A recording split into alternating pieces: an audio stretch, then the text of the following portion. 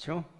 행사라기보다도 하여튼 날짜들이 많습니다. 우리도 지난주는 어버이 주일. 그래서 우리 어버이들 잘 다녀오셨죠? 기차도 타시고 꽃도 구경하시고 그냥 좋아하셔요. 젤로 좋아하시는 어떤 게 젤로 좋아하시냐 했더니 자녀들이 용돈 주신 분이 젤로 좋아하시더만. 그리고 그전에는 어린이 주일 그렇게 했어요. 오늘은 우리가 5월 15일 날 스승의 주일은 따로 없지만 5월 15일을 스승의 날이다. 내일이 15일입니다. 스승의 날. 이게 스승들이 물론 영적 스승이 있고 또 육적 스승이 있지만 이 스승들이 존경받는 사회가 좋은 사회다. 좋은데 스승을 존경할 수 있는 그런 정책을 가진 그 대통령이 좋은 대통령이다. 그랬어요. 선거 전에 서울서 우리 목사님들이 오락에서 갔더니 각 교단에서 좋은 대통령 뽑기 그렇게 해놨어요. 그러다 우리 교단에서 몇 명 넣었는데 저도 이름을 넣어놨더라고요. 그래서 내가 물었어요. 어떤 분이 좋은 대통령이냐? 다 좋다고 저러는데 좋은 대통령 뽑기 그랬어요. 그래서 대규모 이렇게 모여서 좋은 대통령을 지명하려고 했는데 그것이 선거법에 위배된다고 보냈다는 거예요. 어쨌든 우리는 이 사회가 좋은 선생님, 이 선생님이 누가 좋냐? 학생들이 존경하고 학부형들이 존경하면 좋은 선생님이 되는 거예요. 그죠? 날 때부터 좋은 선생님 있는 거 아니에요. 학생들이 존경하고 또 학부모들이 존경하면 좋은 선생이다. 좋은 목사도 그래요. 어떤 사람이 좋은 목사예요? 교우들이 기도 많이 해주시고 교우들이 잘 말씀에 따르고 존경하면 그게 좋은 목사요. 좋은 목사가 딱 있는 게 아니에요. 그죠? 그래서 어떤 선배 목사님께서 목회를 하고 쭉 경험을 보니까 천사 같은 목회를 해도 악마 같은 교인이 있더래요.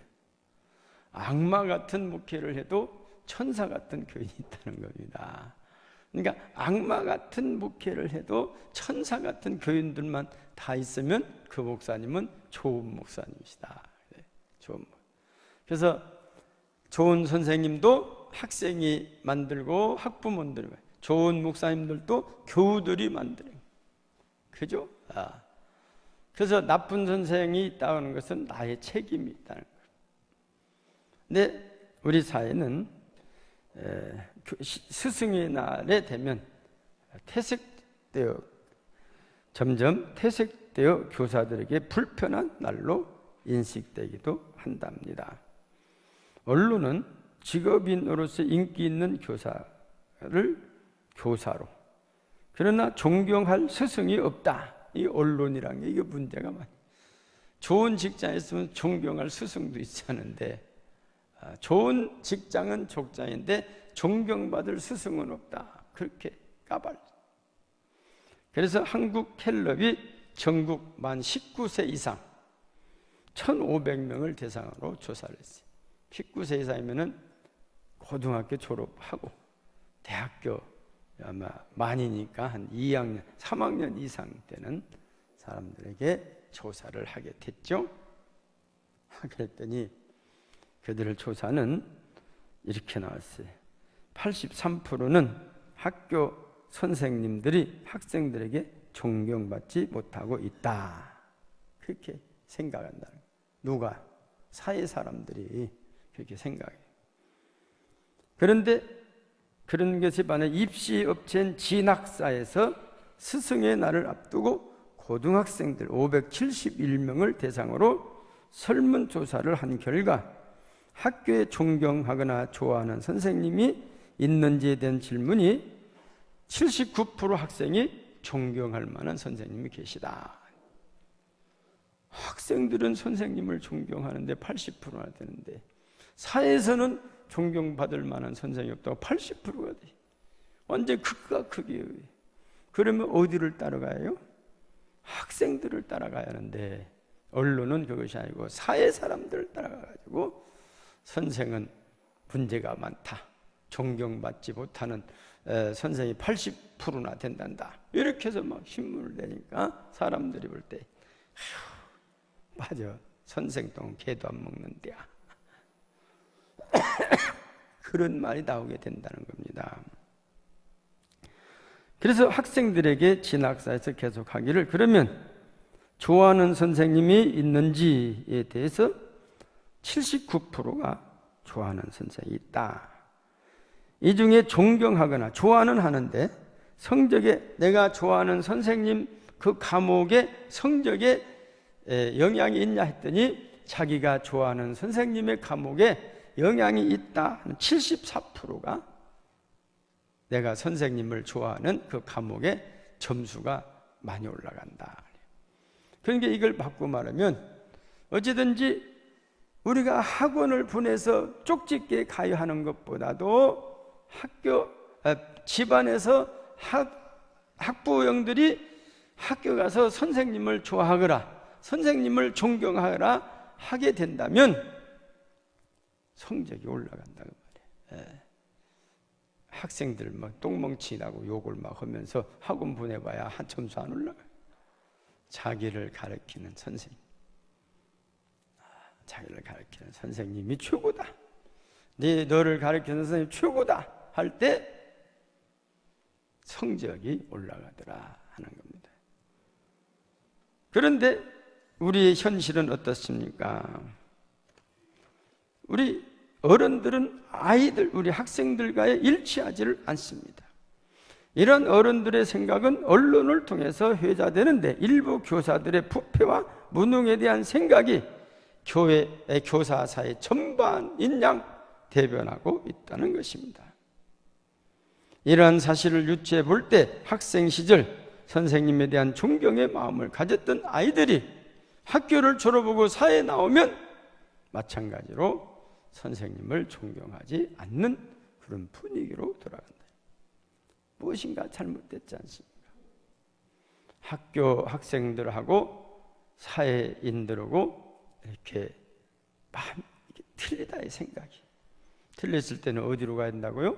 학생들 편으로 가야 그것이 건전한 사회가 될 수 있다는 것입니다. 그렇기 때문에 정책의 실패와 문제 해결에 대한 교육적 고민보다는 책임 전가에 더욱더 이렇게 매진을 하고 있는 현실 속에서 오히려 선생님 더 이상 교사들을 흔들지 말고 그들에게 교육권 회복을 시켜주고 가르치는 일에 진념할 수 있도록 해야 한다는 겁니다. 그러니까 내 아들이 선생님을 좋아하고 존경하면 학원 안 보내도 돼. 내 학원 안 보내도 점수가 올라가는데 내 아들 앞에서 그 선생님, 그런 선생이 어디가 있냐, 나쁜 선생이라 하면 학원을 보내도 실력이 안 올라. 그래서 교사들에게 물어서 어떻게 하면 바른 교육을 할 수 있습니까? 하고 몇 가지를 물었더니 첫째가 제자들에게 스승을 평가하라는 것을 시정해야 한다. 대학교만 하는 것이 아니라 고등학교도 그럽니까? 학생들이 스승을 평가해서 된다는 거예요. 그 잘못된 거다. 어떻게 제자가 스승을 평가하니까 이 스승들이 완전히 권위가 없어져요.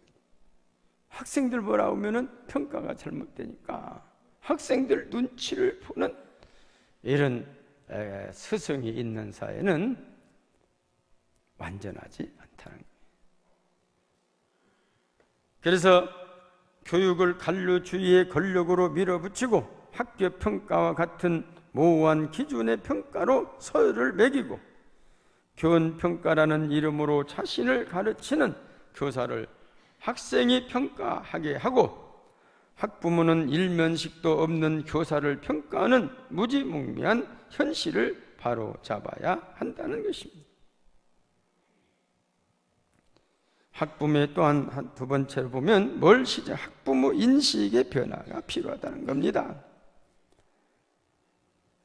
물론 지탄 받아야 할 교사도 있지만 그런 교사는 소수인데 그런 소수인 교사를 전체 인양, 그래서 부정적인 표현을 마구 하고 있는 이런 학부모가 없으면 좋겠다는 거예요.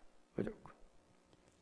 뭐 선생님을 100명 중에 그 중에 한두 명 좀 말썽 부렸다고 그냥 전부 다 그게 다 선생님당 그렇게 막 아이들 있는 데서 그냥 선생님들 보고 못 배우냐 뭐 이렇게 막 부정적인 말을 하게 되면 아이들은 선생님보다 어머니, 아버지의 말이 더 신뢰가 되니까 학교에 가서 선생을 존경하지 않는다는 겁니다.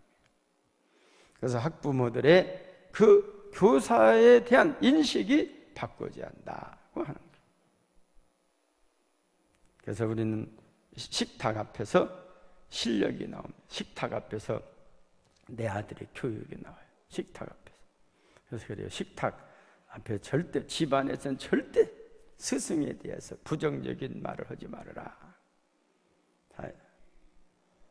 신앙도 마찬가지죠. 신앙생활에 있어서 절대 식탁 앞에서 자녀들 앞에서 부정적인 그 목사 말이야 뭐 이러면 이게 자녀들이 그렇게 배운다. 아무리 교육을 해도. 그래서 이 자녀들이 사회에서 자기 학교의 스승을 존경하고 교회 와서는 목사님을 존경하고 이런 사회가 돼야 할 줄 믿습니다. 그렇게 가르쳐요. 우리 스승의 날에 생각해야 할 것들이 많이 있겠지만은 이렇게 일선에서 역할을 담당하는 선생님이야말로 존중되어야 한다는 것입니다. 선생님들은 소명감을 가지고 아이들의 인생을 위해 최선을 다해야 하지만 학부모 역시 선생님을 믿어주고 교육당국은 선생님들이 잘 지도할 수 있도록 여건을 마련해 줄 때 아이들이 스승의 그림자를 밟는 일이 없을 정도로 행복한 학교, 행복한 교회, 행복한 스승과 제자가 된다는 것입니다. 스승과의 제자가 행복하면 사회가 행복합니다. 스승과의 제자가 행복하면 가정이 행복합니다. 오늘 본문의 말씀은 예수님께서 12 제자를 소개하는 시간. 제자를 12를 세웠는데 성경에 보면 예수님께서 유월절을 4번 지나셨어요. 4번째 유월절 기간 동안 십자가 달려 죽으셨기 때문에 만 3년 하셨어요. 첫 번째 유월절에 요단 동편에서 이렇게 이제 요단 동편에 세례 요한의 그 막 광야에서 외치는 게 소위 말하면 세미나를 며칠 받고 예루살렘에 올라오면서 예루살렘에서 성전 정결하죠. 그때 올라오면서 제자 5명을 선택. 첫 번째 유월절에 베드로, 안드레, 요한, 빌립, 나다나엘 이 5명의 제자를 택합니다. 그리고 이제 예루살렘에서 갈릴리로 가면서 두 번째 지나고 세 번째 유월절에는 예수님이 예루살렘에 안 오셔요. 그리고 세 번째 유월절 전에 오늘 소개한 12제자를 다 소개하고 있는 것입니다. 그리스도를 따르는 자들은 모두 다 그리스도의 제자라고 하는 자부심을 가지고 있어야 합니다.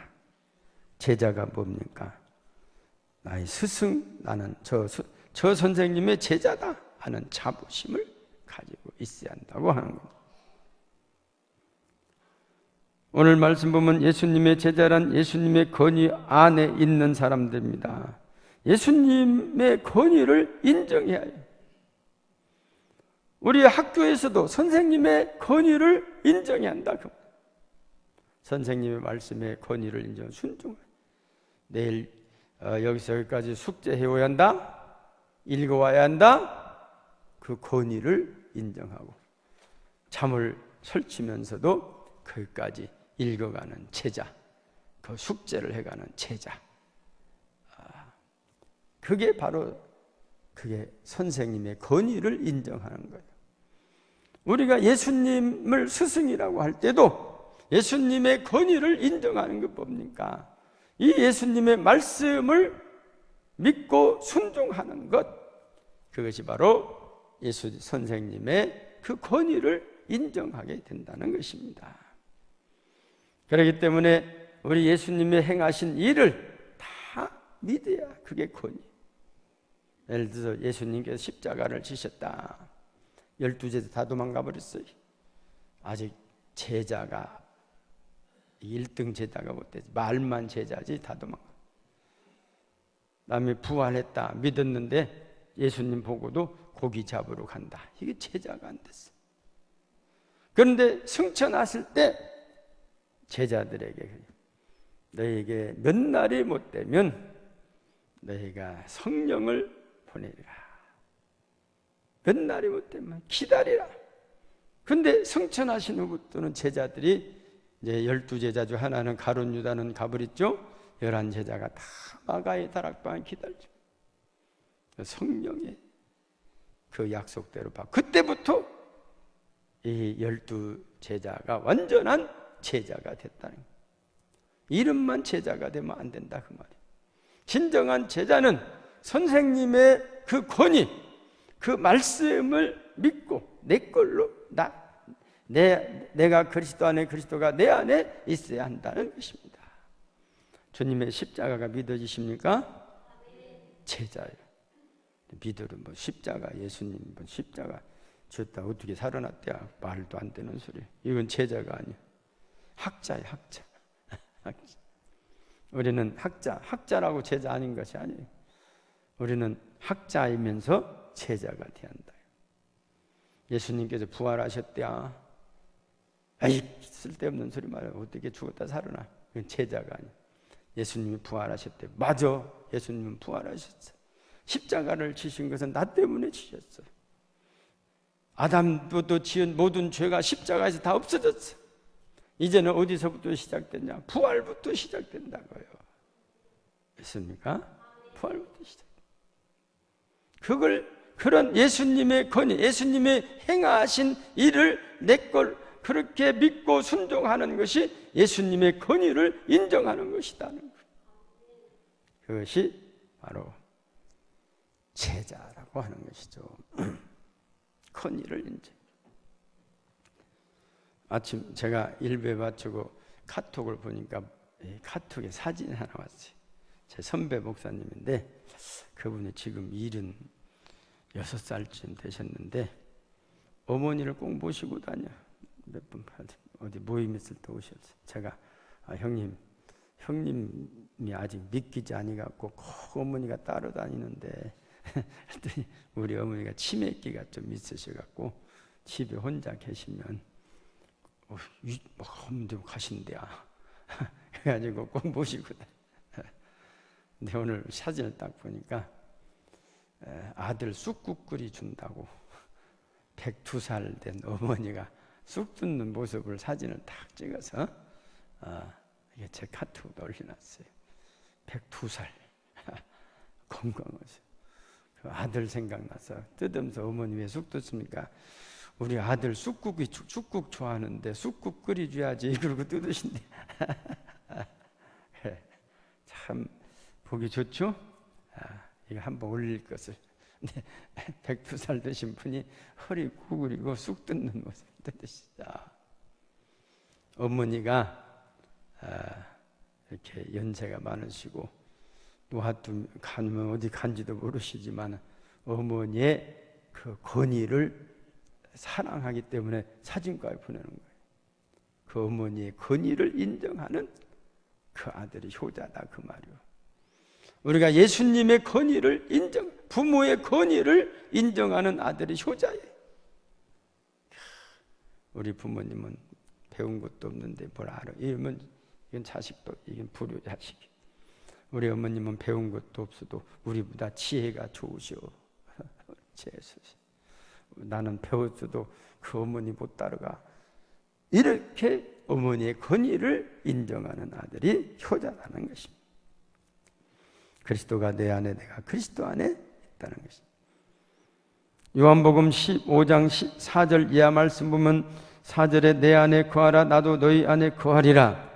가지가 포도나무에 붙어 있지 아니하면 스스로 열매를 맺을 수 없음 같이 너희도 내 안에 있지 아니하면 그러하리라. 8절 같이 보실까? 시작.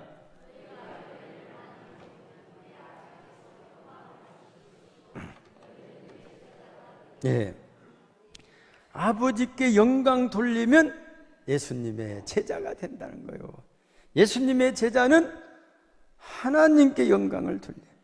그래서 이 예수님의 제자는 사도 바울은 고린도전서 10장 31절에 보면 내가 먹든지 마시든지 무엇을 하든지 다 하나님의 영광을 위해선 할렐루야. 우선순위를 제일 앞에 둬야 한다. 우선순위. 우리 성경에 보면 난해 구절이 많습니다.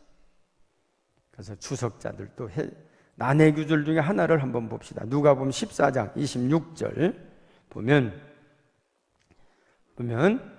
26 무릇 내게 오는 자가 자기 부모와 처자와 형제와 자매와 더욱이 자기 목숨까지 미워하지 않으면 능히 내 제자가 되지 못하고 누구든지 자기 십자가를 지고 나를 따르지 않는 자도 능히 내 제자가 되지 못하리라. 그러면 우리 부모, 형제, 자매를 무시하라는 것이 아니냐? 아니요. 이 어려웠을 때는 항상 묵상하고 기도하면 지혜를 주시. 최우선적으로 오직 예수를 모시라 그 말이에요. 그렇게 되면 부모, 형제, 자매가 다 존경받는 순서가 된다. 그런데 예수님을 저 뒤에다 놓으면 부모도 안 보이고 제자도 안 보이고 형제도 안 보이고 된다. 그러니까 지금까지 가지고 있던 자기의 그런 잘못된 관념을 버리라. 지금까지 고루반 해가지고 하나님께 드렸다 그런 거 버리라고 해요. 오직 예수를 제일 앞에 두면 나머지. 그래서 성경에 그러잖아요. 내 부모를 공경하라. 예수를 잘 섬기는 사람이 부모도 잘 공경할 줄 믿습니다. 하나님을 제일로 섬기는 사람이 또 재산도 축복도 받을 줄 믿습니다. 그러니까 우리가 이 말씀 보면 최우선적으로 하나님을 두지 않으면 다 무의미하다 그거예요. 다 버려라. 내가 그리스도인이 되려면 얼마나 많은 것을 포기합니까? 제일 우선적으로 모시고 살면 포기가 아닙니다.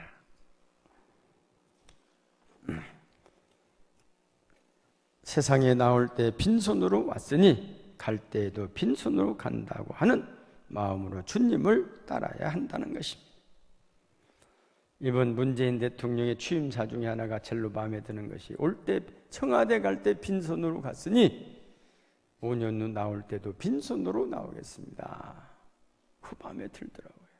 청와대 한 번 있으면 그냥 막 나 이게 돈벌이다 해가지고 말이야. 추징금 5천억, 6천억 그거 조사해본 게 그거 다 가져가 버렸다. 5천억, 6천억 전두환 전 대통령 뭐 추징금 몇 천억이 그때 29만 원뿐이 없다. 29만 원 갖고도 잘 살기도 잘도 살아. 29만 추징금. 옛날에 이 비사인데 김영삼 대통령이 장로 대통령 아닙니까? 그래도 청와대 들어갔더니 뭐 큰 수텐으로 만든 금고가 2개가 있대. 5m, 2m. 이 보여? 그랬더니 금고라. 그랬더니 이 도둑놈 자식들이 진로 도둑놈들이 여기 살았구만. 다 떼어버려. 갖고 그 신문에 나온 거예요. 5차를 다 뜯어갖고 금고를 다 부셨더니 5차가 나오더리. 그 놓고 그것도 막 채워놓고 그때는 10,000원짜리니까 막 지금은 5만 원짜리가 얼마만 들어갔어? 얼마나 들어가? 가서 계산해봐요. 예? 그때 사과박스 하나면 4억이니까 큰 거에 사과박스가 몇 개나 들어가는가 하고 쓰다가 하나씩 대다 쓰다. 그러니까 5천억, 6천억이 나오죠. 그래도 장로 대통령 들어가더니 다 띄내버려. 그럴 때. 그래도 김영삼 대통령이나 이런 분들은 뭐 부정해 먹었다고 없잖아요. 그래도 어찌내졌지 해도 그래도 믿는 사람이 괜찮은 거예요. 근데 믿는다고 다 떼어가 버리면 안 되죠. 시험이 안 돼. 우리는 고위 관리들이 부정부패만 없으면 정규직을 다 해결해. 정규직 다 애구고 다 빼낸 돈 다 끌어들이면 정규직 해결하고 남는다. 비정규직을 해결된다. 그래서 좋은 대통령 뽑자. 빈손으로 나올 대통령을 뽑자는 거예요. 자기 앞에다 금감 누르라고 말고 빈손으로 뽑자. 내가 그리스도의 제자라고 하면 그리스도를 앞세워야 한다는 것입니다. 그리스도의 권위를 인정해야 되는 것입니다. 또한 예수님은 영원한 스승이십니다. 오직 우리 예수님은 인류를 구원하시기 위해 오신 구주이시고 또한 우리의 영원한 스승이십니다. 영원한 스승이란 뭡니까? 영생한다는 겁니다. 영원한 스승은 단 한 분뿐이 없어요. 오직 예수만이 영원한 스승이다. 그분은 살아계시기 때문에. 근데 이 세상에는 죽은 스승들이 얼마나 많습니까? 뭐 죽은 스승을 무시하란 말이 아니에요. 소크라테스의 교훈, 부처의 교훈, 무슨 아리스텔레스의 교훈, 뭐 사임당의 교훈, 이순신당의 교훈, 그걸 무시하라는 것이야. 그분은 한때 우리의 존경받는 선생님, 그 교훈을 받아들이지만 우리 예수님은 교훈뿐만 아니라 오늘도 살아서 역사하시는 우리 선생님이시다. 성령님께서 우리가 항상 함께함에 약속하신 영원한 선생님인 줄 믿습니다. 마태복음 28장 19절 이하 말씀 보니까 20절 같이 보시죠. 시작.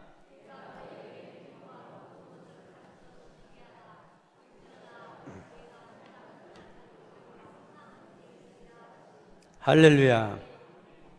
우리 주님은 나와 항상 함께 하신다. 함께 하신다. 함께 하신다. 어려운 가운데 어렵다고 낙심하지 말고 어려움 속에서도 하나님의 뜻이 있음을 찾아내야 한다는 겁니다.